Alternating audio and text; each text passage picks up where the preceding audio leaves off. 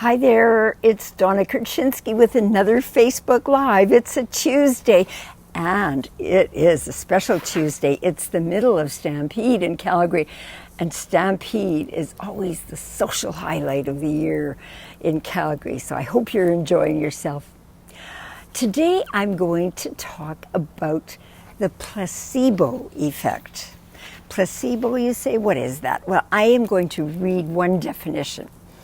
It's a harmless pill, medicine, or procedure prescribed more for the psychological benefit for the patient than for the physiological effect, meaning the physical effect.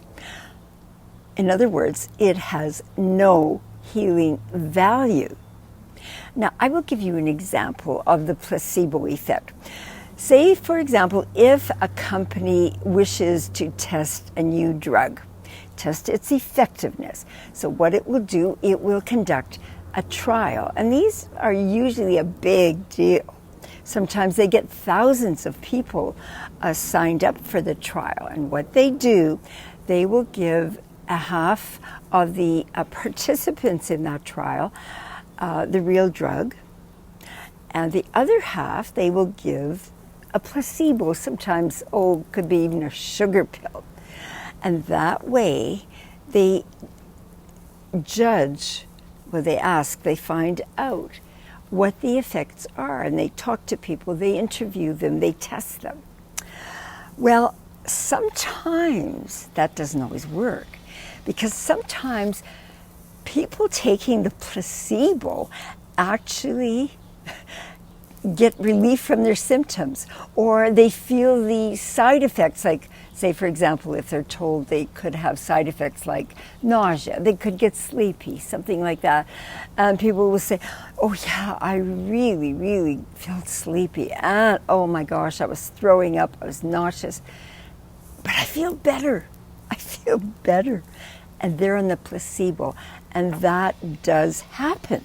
So what is going on? If the drug is supposed to relieve a certain condition and the person on the placebo gets relief, what is happening here? Well, the brain kicks in, the brain, and that is what is healing the person. And what if the person who is taking the placebo believes that that pill will help them? It will. It can help them.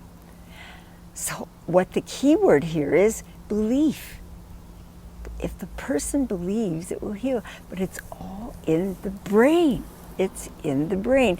There is another story, and I read it in the research, and it was about a lady who had been, she had been depressed for many years, and it was not a good feeling for her. She just was always down. And she was under doctor's care, and her doctor said, look, there is a drug trial on this new drug, and it is supposed to help people relieve them from their depression symptoms. And the doctor says, would you like to take it? And she says, yes, I would. I would like to try at this point. She probably would try anything. So, but the doctor says, look, this could cause you some side effects if you're taking the real drug. He explained she could be on the placebo or she could be on the real drug. And the doctor says, look, you could experience some nausea. And she says, I'm okay with that. I'm okay. So she started taking it, and very soon she reported back to her doctor, I feel better.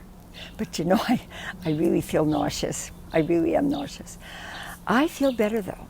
And then they did testing on her brain scan, and it showed on the brain scan that she was improving. And lo and behold, you know the story, she was on the placebo. So why does this happen? Well, the brain kicks in. The brain. And this shows us how powerful our brains are, how powerful our thoughts are, how powerful our words are, our emotions, all of that. And those thoughts, those words, those emotions, those positive emotions, they can change our health. They can change them for the better.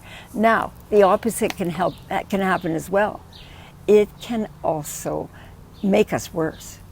So we have to be careful about that. So that is why we want to be able to be positive. If the words we use, the thoughts we have, even our emotions. Now, our medical profession relies heavily on science. Most of you know when you go to your doctor, say you're going for a routine exam or you have some specific complaint, very often your doctor will order some tests. It could be a blood test, it could be a urine test, and they have a whole list of things that they would want to check or eliminate, or they may give you an x-ray, or they may do an ECG or an EEG or some other fancy alphabet test. And they are relying on science. And then the results of the test come back, and the doctor will be able to tell what is happening with you. But, given those placebos, what happens there is that your brain can override what is happening with those tests.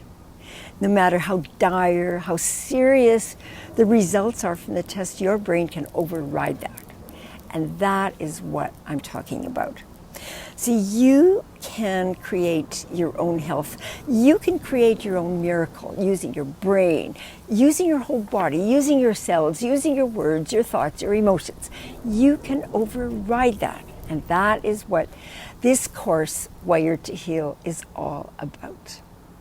It is how you can heal yourself. And you can. There is a lot of evidence. There is a lot of science. Doctors have studied this. I was reading one doctor who said, I have gone through so much literature. I know that a lot of my colleagues don't believe in this, but the more I read, the more science I read, the more literature in respectable journals, medical journals, it's there. It's there. It can happen. And that is what we want to share with you in this course, Wired to Heal. All you have to do, if you want to join us, I invite you to join us. Just register right here at the bottom of this page, right under here, and come along. wiredtoheal.ca.